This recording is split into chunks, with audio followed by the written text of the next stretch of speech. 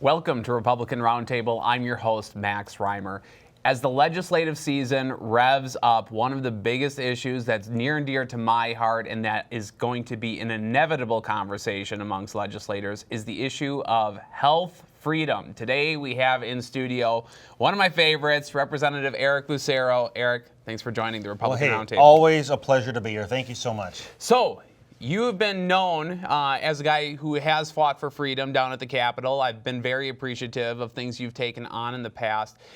Eric, before we kind of dive into some of the things that you're tackling right now as session does begin to really rev up, tell our audience, who are you? How did you get your start in politics? Absolutely. Well, I appreciate, again, thank you for the opportunity to join once again. This is my third or fourth time that's right. On the program, and I've been in office right now. I'm a state representative from the Albertville-St. Michael area, which is just northwest of the Twin Cities. And I'm in my fourth term, so I'm in my 8th year. Time flies, and it's been an honor fighting for constitutional values, individual liberty, and the future of our republic. And so I got into office. I was a city council member, and then ran for state representative, and have been in office since that time. So I've served half of my time in office, 4 years in the majority, and the last 4 years I've been in the minority. And in the minority, it's been incredibly frustrating because there are a multitude of issues that they bring forward that are just the opposite of our value set. But just to give one example, we had a resolution last year that called us, and I'm sure that you and many of the viewers have heard, our democracy, we need to preserve our democracy. Well, the fact is, we're not a democracy. We are a constitutional republic. And anyway, we had an amendment. I think it was Cal Barr who offered the amendment, Representative Barr, if I remember correctly. But he offered the amendment that to just anywhere in the resolution that had the word democracy, change it to republic, and that was voted down by this Democrat majority. Just as an example of how frustrating and just a rejection of the truth it is. It's a total waste of time. What are we talking about here? Protecting our democracy. Is that, it's a classic, red herring, I guess you could say, because, they don't even know what that means. Protecting our democracy means installing ballot boxes on every corner. Yeah, exactly. Yeah, okay. Exactly. Well, getting into this kind of issue of health freedom and some of the initiatives that you're taking on, Eric, you have a number of bills and you're trying to tackle the issue from a number of areas. And I think before we get into the meat of what you're trying to do, just describe to me the last couple of years, being a legislator, being a guy who cares about freedom and observing, both in the governor's office and some of your colleagues at the legislative level. What's that been like for you to just observe where society has gone, how far backwards we have come, in terms of freedom and being a constitutional republic? What do you think about the current state of affairs? Yeah, absolutely. Well, to even converse about that, we have to remember that our founding fathers understood the truth that human history seeks to violate individual liberty. And so our founding fathers, they architected our great republic with the truth to decentralize power. And decentralizing power is a method, a check against those that seek to infringe on individual liberties. And so with that in mind, we've seen now the last several years in a divided government, which we are in Minnesota, and what a divided government means is that one party controls one body, the House or the Senate, and then the other party, Democrat, Republican, controls the other body. And that has created an impasse for what the Democrat governors have wanted to pass in terms of legislation. So instead of trying to discuss an issue and pass something through the legislative process, you've seen the executive branch, whether it be under Governor Dayton or now under Governor Walz, just simply make unilateral edicts. And this is part of a longer-term strategy they have of consolidating power to the executive branch. So to where and how does that compare or deal with what we are today? Well, this issue of COVID, we know the truth. I think it was James Carville who said many years ago, never let a good crisis go to waste. That's the philosophy of Democrats. Rahm Emanuel, I think. Oh, was it? Okay. It was Rahm Emanuel. Okay, well, that's same person, yeah, right? Exactly. Yeah. But, I mean, that's what they're doing with COVID here. It is absurd what they're doing when they try to cloak their actions using the word science. There is no science that would dictate to deem that churches are not essential and to slam those doors closed, but yet liquor stores and Planned Parenthood are essential, Right. and those doors can be open. There's no science that says that's political science. And so among these conversations have been the mask mandates, have been vaccine passports, have been vaccine requirements to continue your employment, to be deemed non-essential, whatever. So we've seen this consolidation of power, unilateral decisions by the executive branch. We've seen the Democrat majority in the House stand in the way of having a check or balance, or the people's body, which is the legislative branch, have a voice. Right. And they just block this stuff. And so we've had this abuse of power, the emergency power, and everything that Governor Walz has been doing unilaterally, which is not the way our system was set up. Not at all, clearly. And we never envisioned a scenario that somebody would abuse power like this. And so Chapter 12 of Minnesota statutes is where emergency powers are drafted, or where they come from for the executive branch. And there are very legitimate uses for emergency powers, like we've had natural disasters in Minnesota, like the rising rivers, tornadoes coming through communities. I can't think of one right offhand, but I know there are examples of train derailments, for example, that might have bridge collapses. Yeah, exactly, absolutely. And there needs to be an immediate response. And the legislative branch, we're a part-time legislature, we're not in session all year round. Meant to be a deliberative body, Yes. right? Yeah, exactly, Yep. absolutely. And so we need, but yet these scenarios, they need to exist where the executive branch could respond, where minutes and hours matter, right? If there's a cloud of toxic gas or a bridge in the the river, Right. That's life-threatening. And so, but it was never envisioned when Chapter 12 was drafted that an executive would use the excuse of a virus, for example, to prolong an emergency for well over a year. Right. Never envisioned. And so what I've been doing is we need to have a conversation about this in society, right? In the legislative branch and the larger population. So how you have a conversation is you bring ideas to the table. And so what I've done is I have a series of bills here just in this session alone. So this session being January of 2021 to date. I've introduced 11 bills that deal with the topic of medical freedom and informed consent. Now, I've been a champion of medical freedom and informed consent for well before COVID even. I've been having these conversations, rallies, and proposing legislation. But in this time, what I'm doing is trying to come at this issue from multiple different angles. And so, go ahead. No, I was just going to ask, while exploring one of those angles, how are you prioritizing, knowing that we have had our rights robbed all over the place during this process, from emergency powers to vaccine passports, which Governor Walz is a real thing. He seemed to want to say that was fake, and then his mayors decided that it was real again. So we've seen just violation after violation after violation. It's like, what is, knowing that you are trying to tackle it from 11 different angles here, what is the most important thing that we need to talk about right now? Well, the most important is our sovereign choice as an individual to decide what we are going to stick into our body. We have bodily autonomy. And that philosophy, that theory, that right doesn't come from government. It's not government that bestowed the right of individual liberty and bodily autonomy to us, and therefore government doesn't have the authority to infringe, mandate, or take that away. And so that's the most important thing, is who makes the decision for an individual and for their children. Is it government or is it parents, right? And individuals, adults? And so that's the most important. And so what we need to do here is, it's unfortunate that we have an executive branch backed up by an attorney general where they view the Constitution as something that they need to work around. It's a hindrance to their objective, not something that they need to look at and abide by. It's how can they get around it? How can they skirt the law, pervert, come up with a new philosophy or perspective on something, right?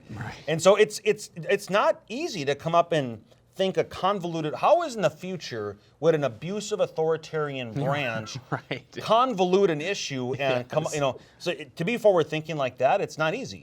But so much of this is unfortunately reactionary because it's, they've decided to pervert the issue here, and so now we need to talk about that. So drafting the legislation in advance. Anticipating an abuser, if you will. I mean, Exactly. that is just, that's insane. And it's really interesting, Eric, that you bring up kind of how they think, right? Where the legislature is a speed bump in whatever it is their broader agenda is. And I see some similarities between that and how our voting laws, or not even our laws, but consent decrees and things like that were formed during the 2020 election as well. Because they decided, the Secretary of State, Attorney General decided to, come to a consent decree after suing one another. Yep. And that's how they... that's how our elections were run this past cycle. Exactly. Tell me about the bills specifically. Totally. I would love to know which one is just burning right now, and which one are you kind of getting the most traction on? Well, I'll answer that question first. Okay. Unfortunately, traction on none of these legislatively because the Democrat majority, I draft these bills, I introduce them, they get referred to committee. They don't get a committee hearing. They just get buried, and they don't want to actually have a conversation. Because you know what? The other side is not interested in having a conversation where we can deliberate and reason and come up with the best solution for Minnesota. But instead it's, what can we do to abuse this process to mandate our objective of progressive, radical government control? And so a couple of bills here. In no particular order other than just the bill, the numbers. House File, or HF. So HF stands for House File. So HF 452. In Minnesota, we currently have a conscientious objection, but we don't have a religious objection. Okay. To being required to have a vaccination. So that's what this bill would seek to do, is make a religious exemption in Minnesota. Just to park on that one for just a short while, what is the distinction between a conscientious objection and a religious exemption? Totally, no, absolutely. So I would say the best way to describe it is a religious exemption is more narrow in scope than a conscientious objection. It violates my conscience to have that exemption for whatever reason. It could be religious or non-religious reasons. Sure. But there are those, we've seen an attack on our religious liberty. And so what I'm seeking to do with this bill is to make it very clear that there is a religious exemption. I don't want some authoritarian in the future to say, you know what, well, because I don't agree with your conscience, therefore we're going to still mandate this. Right. Well, I'm going to allow for a very specific religious exemption. Got it. So that's what HF 452 does. HF 1243 is, we've seen emergencies and peacetime emergencies. What this seeks to do is that a future executive cannot use a peacetime emergency to mandate vaccinations. Okay.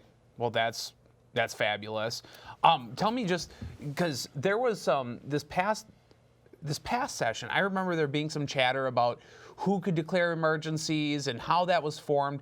Eric, did we give that power to commissioners to declare emergencies? I remember seeing in some headlines that Jan Malcolm can call her own emergency now. So there was legislation that was brought forward. If I recall correctly, it might have even been the last day of session. Okay. But it was a pretty hefty bill. So I can't speak in detail right now, so I don't have all the info on it. So I can't answer your question in specific. Next bill. But there's a lot of details that we need to be sure that emergencies, if they're declared, they have to be legitimate. And they have to be very limited in scope and time. Again, anticipating what they could do. Yeah, exactly. Which I think is great. Exactly. And we as Republicans sometimes are a little bit too reactive to the tyranny versus anticipating the tyranny. Totally. So the next one, 1244, actually I just mentioned that. So 1244, so we have a human rights statute in Minnesota. You can't discriminate with housing or employment or other things on a various assortment of categories. As a real estate agent, I can't discriminate on a series of things. I can't discriminate on race, religion, sex orientation, things like that. And what I'm seeking to do is to add vaccine status as a protected class to the human rights statute of Minnesota. And so that's vaccinated or not vaccinated. Right. It's a protected class. You can't discriminate on either one. Okay. So that's just another angle at coming at these different conversations. The next one, HF 2530, vaccine passports. We've seen, unfortunately, government officials and others seeking to segregate individuals in society and making some that they can do and some that they cannot do. It should not be permitted that is a condition to participate in society that I show my papers. Right. Should not be. Absolutely. And so what Absolutely. HF 2530 seeks to do is to prohibit that from happening. Another one is House File 2801, and that's, unfortunately, we've seen some employers where they are trying to incentivize their employees for voluntarily Sure. wearing some kind of maybe insignia or something that indicates their vaccine status. Hey, you know what? You'll get a reduction in $25 per month in your health insurance premium if you wear a card that says green your vaccine status. You know. Right, and I saw even some local employers now who are very prominent employers are making employees mask up if they're not vaccinated but unvaccinated, or mask up if they're unvaccinated but vaccinated. You don't need to wear the mask in the office anymore. You know, it's funny. Yikes. Funny in a terrible way, but just to demonstrate the continuation of this is not about real science. So just the Speaker of the House yesterday sent an email late in the day that, so right now we have she's imposing if you come on the House floor, you have to wear a mask. And if you don't have your mask on, she's not going to recognize you. She won't even allow you to speak if you're not wearing your mask.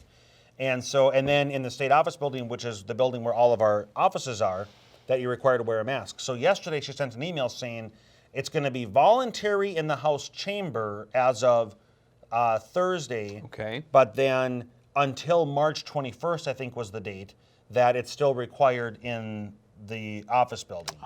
So here's what she's saying. Here's the science. I wonder what science suggests. So when you're in a chamber with a lot of people, you don't need to wear your mask. But then when you're in your office building with much less people, you do need to wear a mask. That's just absurd. Well, and even consider, and I'm not going to ask you to badmouth your colleagues, but let's take the average age of who's in the chamber versus the average age of the people who work in the state office building. I bet there's a pretty significant difference. Several there. decades. Yes. For sure. No, totally.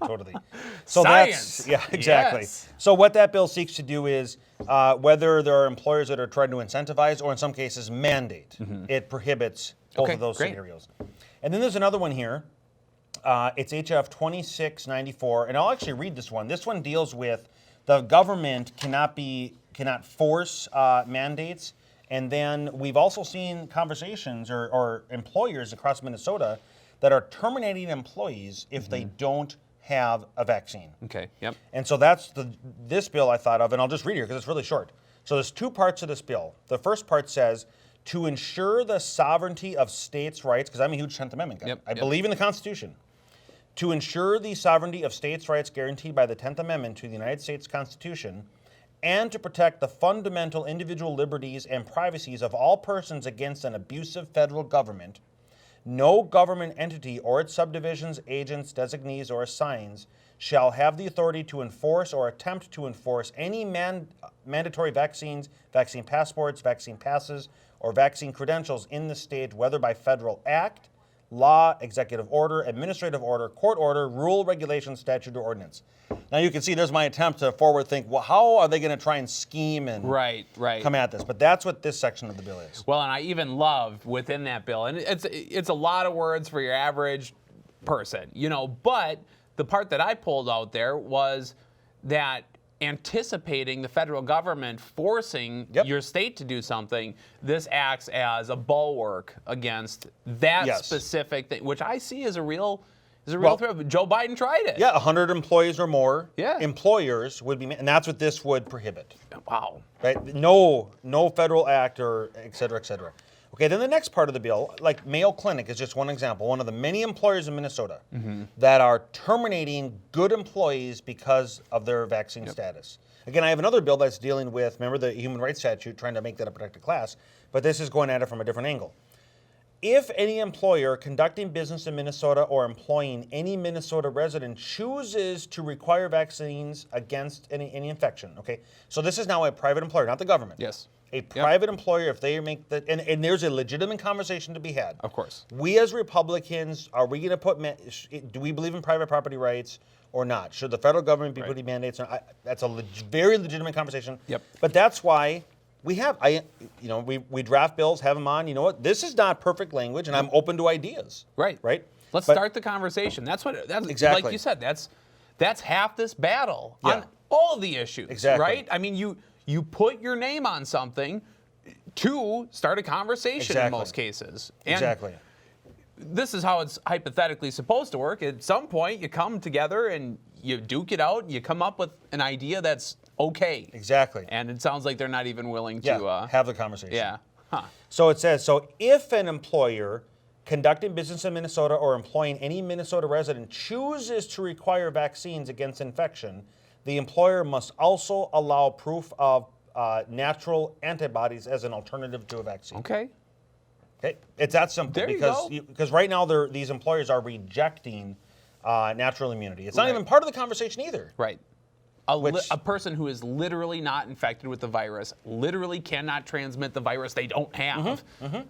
Why is that different? In natural immunity, most if not every doctor I've spoken to admits that natural immunity. Now there might be other doctors. Again, right? I'm not a doctor, but there's probably good people on both sides of the issue. But my understanding of immunity is that natural immunity is superior to artificial immunity. Oh, don't take your doctor's word for it. Take the WHO word for it. There you go. Just issued new guidance last month, finally stating that natural immunity, you are far less likely to catch the virus again, to transmit it, blah, blah, blah. You don't have to get a 5th booster. Eric, we are living in crazy world totally. if we're not willing to admit that. We are throwing, you want to talk about trust the science, we are throwing decades of science out the window if we're not willing to acknowledge that. And the fact that there are so many that are not willing to acknowledge that fact tells me there's an ulterior motive going on here.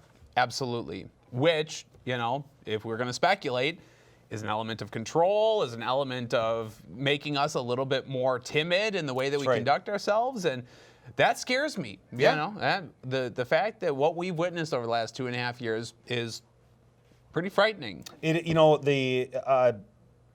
Our founding fathers, I think it was Benjamin Franklin, said that those who, maybe was it Thomas Jefferson? So now I'm forgetting my founding fathers, the quote. But those who are willing to sacrifice liberty for a little temporary security deserve neither. Right. So do you remember which founding father said that offhand? I don't. Okay, so at least I'm in good company. But the fact is, I might remember it in a little bit here. The fact is, it's true. There's a continuum of liberty and security. And on this continuum, the more we slide to liberty, people are going to have to be self-sufficient and independently oriented. The more that people clamor for government to provide their security, that comes at the sacrifice of liberty. And it's so unfortunate that we've witnessed in our day this exponential increase in people just willing to sacrifice their liberty and autonomy to be, in my opinion, are being conditioned to accept orders from some authority or perceived authority as somehow being the best. Right. Absolutely. And you're seeing the narrative shift in real time as we get closer to election season, which is about as transparently ridiculous as you can imagine. We talked about Democrats are obviously holding the line on this stuff. They don't want to talk about it. It's a big loser for them. They realize some of them realize they had it wrong. Some are religiously COVID conscious. What are these bills? What's the reaction in your chamber and with Republicans? So Republicans, I have many co-authors on some of these. Like just this one, I'm top of the list. I have Representative Burkle, Representative Franzen, Representative Posten, Representative Detmer, and others. It only lists the first 5, so I can't see the full list there. But these bills, these 11 bills, are very receptive. People want these. Republicans understand that it's important that we maintain bodily autonomy, medical freedom, informed consent, and so to answer the question, very positive, very receptive. You feel like it's kind of a unified front at this point? Oh, absolutely. With Republicans? 100%. Because I think for a while there, maybe you'd agree, maybe you wouldn't. It seemed like, we were all kind of feeling it out there for a little while, and it really does seem like this is going to be a winner. Hopefully legislatively, but then certainly politically. Well, there are many other areas that are very important this coming up election that Minnesotans are paying attention to, and that is law and order. We've seen the amount of crime has skyrocketed because criminals are emboldened by the lack of action by mayors and our governor. And when you have 3/4 of a Minneapolis City Council stand on a stage with large letters that say defund the police, that demoralizes your law enforcement professionals and it emboldens criminals. And we've seen the result. Minnesotans have seen the result. And so again, public safety, huge issue. Another one, election integrity. I wish we had more time. I know we're out of time, but I've chief authored articles of impeachment against Secretary of State Steve Simon, the judge Sarah Grueling, who signed the consent decree. Thank you. Much larger conversation, but it's one that's very important. And Minnesotans expect and demand election integrity, and we can offer it. But when we no longer have election day, but we have election season, that's ripe for voter fraud. Yes. Another issue is educational transparency. Parents should be having full knowledge of what's being taught in the classroom and have veto authority over any kind of curriculum that a parent doesn't want pumped into the mind of their children. And right now you have a teachers union and others Democrats who don't want educational transparency. Right. They believe that they know better and they want parents out of the way. Some of them say it. Yeah, Some exactly. Of them, they're bold enough to say, we don't think parents should have a choice, in what their kids learn.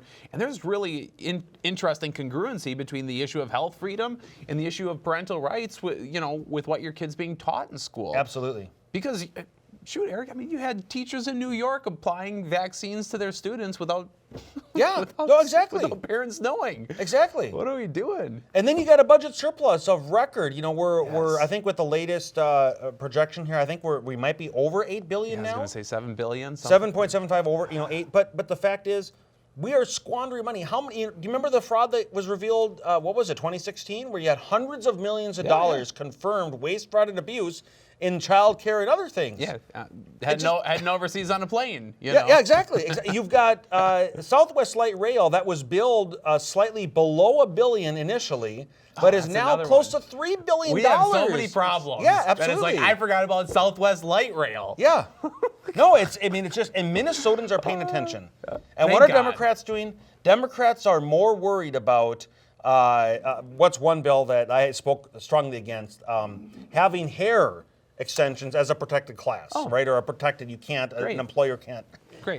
That's their conversation, not what Minnesotans really care about. Eric, with the last minute of the program here, just tell us how people can get involved to spearhead at a citizen level some of this legislation, and then how can they get to know you a little bit better? Awesome. Well, thank you. So my website is ericlucero.com. My Facebook page is Eric Lucero MN, so at Eric Lucero MN, that's my Facebook page.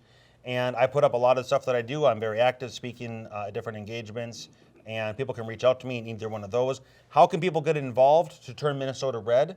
This summer, people need to, all elected officials at all levels need people to door knock, to make phone calls, to help fundraise, because the winds are in our favor. We can take Minnesota back for smaller government, limited government, and the Constitution. And that's what Republicans are pushing for. That's how people can get involved. Representative Eric Lucero, thank you Thank for you so joining us much today. All right, take care. This has been the Republican Roundtable. I'm your host, Max Reimer. Until next time.